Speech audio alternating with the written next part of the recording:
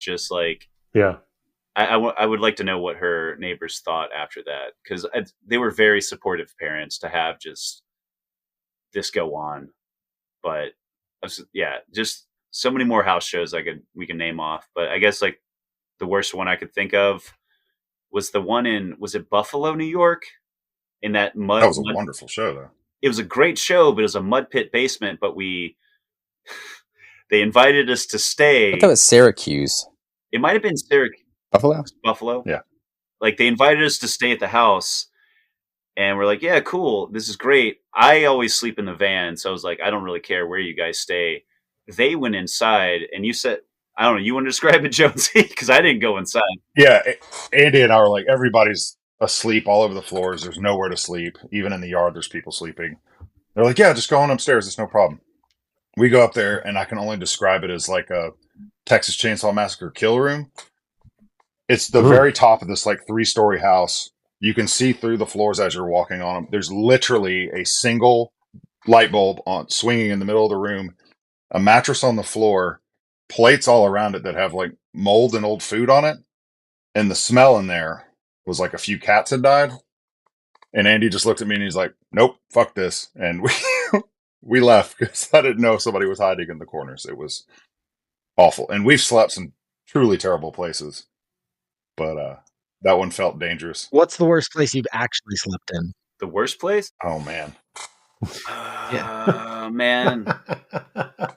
There's been some like we all, I want to say we all pretty clean cut, but like we play with like a lot of crusty bands, or like we used to.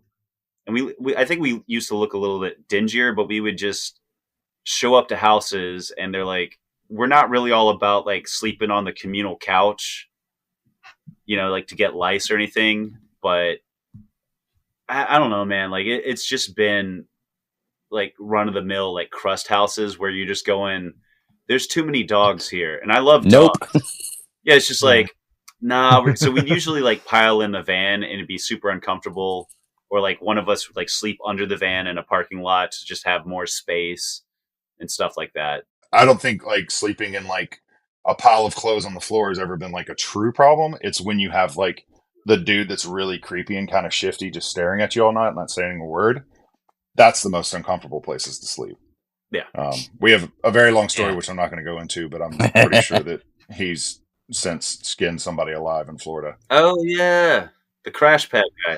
Cannibal corpse at 3 a.m. And me and one of our friends was sitting on the couch just staring at this whole situation unfold.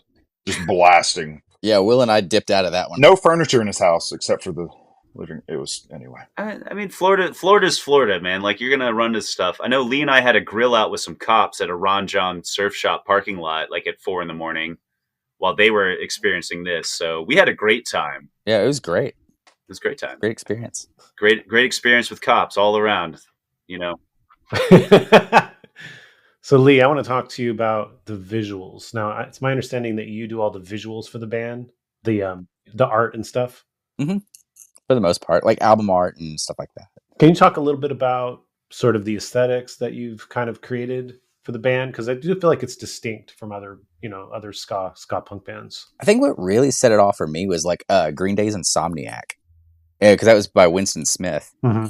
And I guess originally it was called like If God Told Me to Skin You Alive. That was the name of that piece. I remember being a kid and being like, I'll just love like the Insomniac artwork. And then when I got older, got into like Dead Kennedys, I was like, oh, it's the same guy. So I think Winston Smith is probably a big inspiration as far as like artwork and stuff. Interesting. Okay. Well, Will does all of the flyers. And yeah. Lee does all the artwork and a lot of t-shirt designs as well. Do you get complimented on the sort of the Stuck Lucky visual? Is that something that people say to you? Like, I really like the album art. I really like the flyers. Sometimes.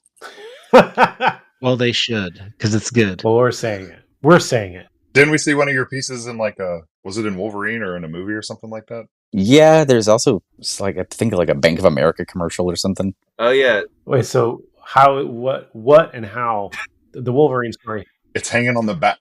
Like when they decorate a kid's room for a movie or a commercial, one of his posters was in the background on the wall. It's like in the background. Was it a Stuck Lucky poster, or was it just like art that you did? I think it was just a Stuck Lucky one. This is in what movie specifically? Oh, I don't know. There was one. Matt Wixon posted it. It was like some TV show, and in the scene you just see like the They're Them artwork just hanging out in the background. That was Your Honor, that show with Bryan Cranston. Okay, Your Honor. A lot of stuff's filmed in New Orleans, and I guess like I couldn't name names, but like people, not because I'm not supposed to, but I just, some people work in like the film industry, and they'll like, you know, design teenagers' rooms, and we'll see like random community record stuff, but there's been specifically like our artwork and random stuff. Like there was that TV show The Purge, like that was an offshoot from the movies. I remember Lee's the poster he made for the Possum Soul album is in there's one season that's set in New Orleans, but in the, I guess the guy who turns into basically a serial killer, like that poster's in his room. And I was watching going, holy shit. Like, but yeah, I remember somebody sent us like some Bank of America commercial or something where some kids like rocking out on a bed about like mutual savings bonds. And there's like Devastation's playing in the background. Really? Oh.